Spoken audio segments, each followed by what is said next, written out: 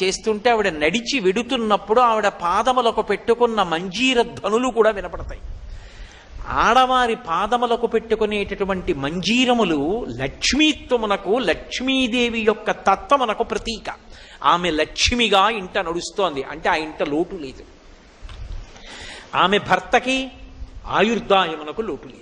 ఆ ఇల్లు సర్వసౌభాగ్యాలతో విలసిల్లుతుంది. ఇది కదా శివుడు చెప్పాడు, సర్వసంపత్కరం శీఘ్రం పుత్రపౌత్ర ప్రవర్ధనం వ్రతానాముత్తమం నామ సర్వసౌభాగ్యదాయకం అని కదూ పరమశివుడు చెప్పింది.